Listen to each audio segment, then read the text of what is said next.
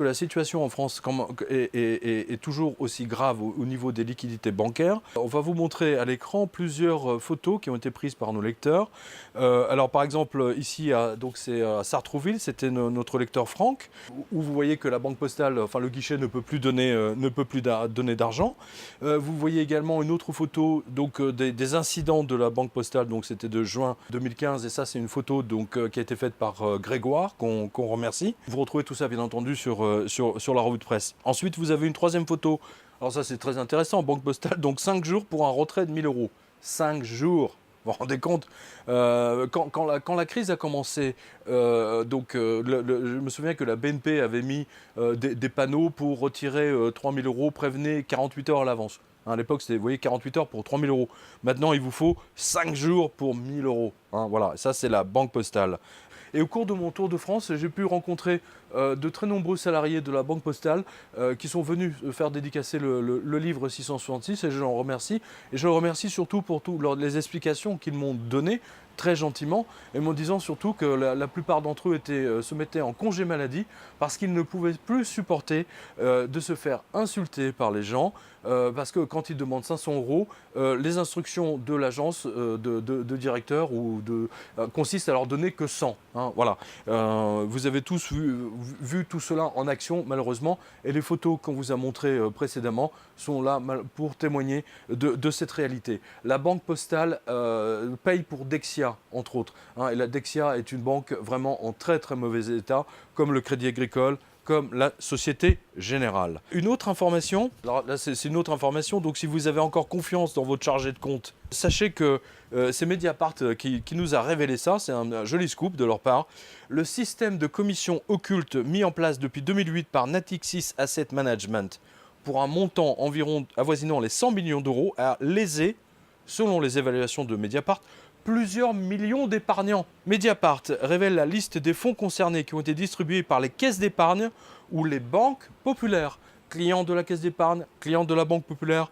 Hein, voilà, ne faites pas confiance à votre change. Ce sont des voleurs. Ils vous ont vendu des produits bidons, comme ce fut le cas d'ailleurs par la Banque Postale. Elle a même perdu plusieurs procès à ce sujet. Voilà. Vous avez le lien sur Mediapart. Et merci à M. Boumaza qui nous a signalé cet article. Natixis, hein, c'est le même combat que la Dexia. Je rappelle d'ailleurs qu'ils ont été tous réunis dans un groupe à la suite de leur faillite, en fait, masquée par M. Sarkozy en octobre 2008.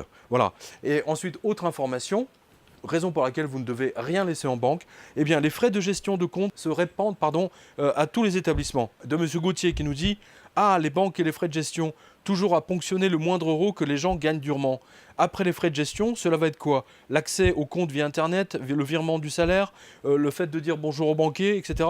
Quoique, des fois, vu le temps qu'ils mettent à créditer un compte, hein, voilà. J'ai eu plusieurs chefs d'entreprise qui m'ont dit de faire très très attention parce que les chèques que vous mettez en encaissement, hein, ça va mettre 10 jours, alors que le chèque que vous émettez, il va être débité de votre compte en une journée.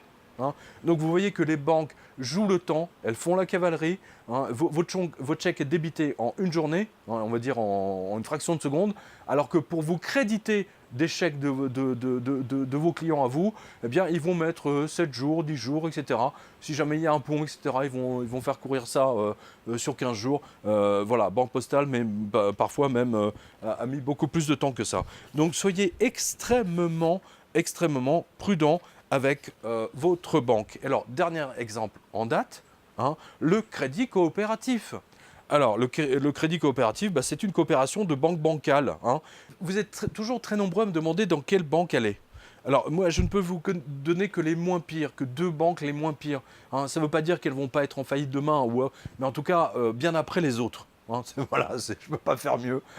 Et donc les deux, c'est la BNP et la HSBC, tout simplement parce que ce sont les moins pires et qu'elles disposent d'une représentation non seulement dans toute la France, mais aussi dans le monde entier. Voilà, parce que c'est important. Quand vous voyagez à l'étranger, peu importe où, vous avez toujours une BNP ou un HSBC à disposition. Alors, évitez les banques fantômes, les banques fantômes sans agence. Vous savez, genre Fortuneo, B4 Bank, etc. Ça, c'est des conneries. Notre lectrice Aurore, par exemple, nous dit « Le crédit coopératif dépend de sa société mère, la BPCE. » En effet, la BPCE, Banque Populaire plus Caisse d'Épargne, est née de leur faillite cachée en septembre 2008, due entre autres aux pertes d'autres banques, dont la Natixis. Hein. Voilà. Et pour vous montrer où en est la Caisse d'Épargne, notre lecteur Ludovic nous donne un point très factuel qu'il vient de vivre avec cette banque. Une nanoseconde pour transférer 10 millions d'euros pour un trader, mais moi, client de cette banque, il m'a fallu 10 jours pour voir mes 26 500 euros être crédités à mon compte par la caisse d'épargne. Cherchez l'erreur, nous dit Ludovic, qui est policier, je le précise, pour les spectateurs et pour la direction de la communication de la caisse d'épargne, hein, à qui on dit bonjour.